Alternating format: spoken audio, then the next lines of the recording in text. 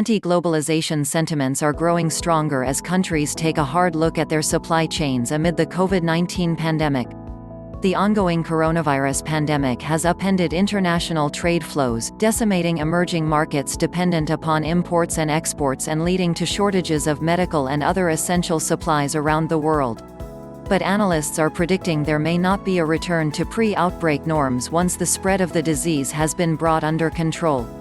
Many believe the outbreak has permanently altered the global flow of goods and services, as the concept of globalization loses political popularity and companies seek to minimize dependence on one particular country or part of the world. Take pharmaceuticals, for instance. In the future, I expect more production here in Europe, Eric Stock, CEO of DuSport Group, said during an appearance on Bloomberg Markets, European Open, on April 7. In serious and specific areas, I'd guess European production would start again, not having all these facilities in China and depending on that.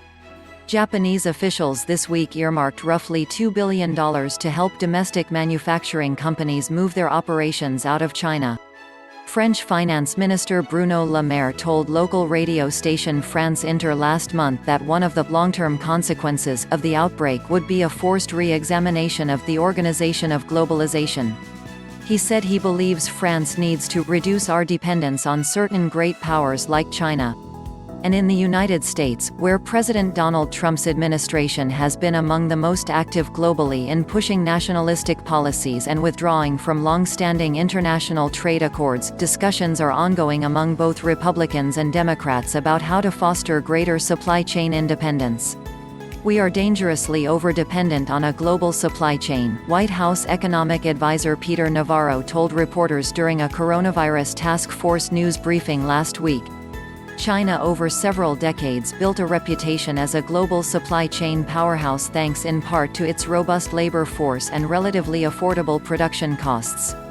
But rising labor costs in China were already leading some companies to seek other locations such as Vietnam for their factories well before the coronavirus outbreak began. Still, China is expected to remain vital to the global supply chain in the near term, due in no small part to the fact that the virus appears to have largely run its course domestically. Aggressive quarantining measures in recent months shuttered much of the Chinese economy. But experts expect China to be fully operational well before its Western economic rivals in North America and Europe, which are still widely implementing stay-at-home orders to mitigate the spread of the virus. The Chinese basically have opened up. They are almost, kind of ready to go, says Bhaskar Chakravorty, Dean of Global Business at Tufts University's Fletcher School of Law and Diplomacy, calling this a potential turning point where China does come out ahead not just in terms of restarting their economy but also aggressively using technology to track cases and mitigate future outbreaks.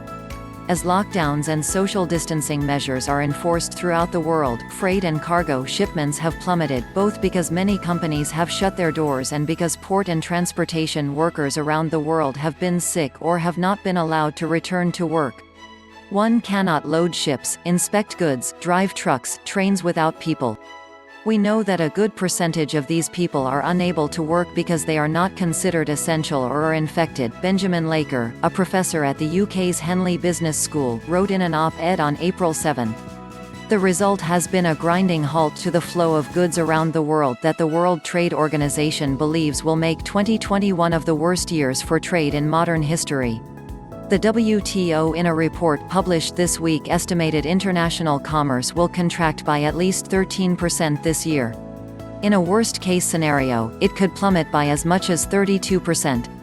The unavoidable declines in trade and output will have painful consequences for households and businesses, on top of the human suffering caused by the disease itself, Roberto Azevedo, the WTO's Director General, said in a statement on April 8, suggesting the economic calamity associated with the outbreak may well be the deepest economic recession or downturn of our lifetimes. Further weighing on trade flows have been a series of government decisions to restrict international sales of in-demand medical equipment that doctors and healthcare professionals need in their fight against the pandemic. Countries are demanding equipment-producing companies to prioritize domestic orders and to, in some cases, cancel shipments abroad. India clamped down on its outbound shipments of hydroxychloroquine, an anti-malaria drug that anecdotal evidence suggests may be effective in treating the virus, though it partially lifted its restrictions this week after drawing the ire of the Trump administration. Germany temporarily banned exports of medical protective gear last month. Pressure from neighboring countries dependent on those supplies, however, led Germany to make a similar reversal days later. The U.S. is also preventing some domestically produced personal protective equipment from being sold overseas.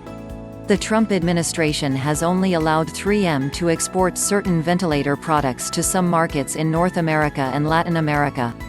One should worry most about developing countries without any domestic suppliers, who also need critical medical supplies, and who will be locked out, and not access essential equipment, medicines, and basic foodstuffs because of export restrictions in the developed countries, Laker said. We already see a fivefold rise in prices for medical supplies, and it will be hard for poorer countries to afford them.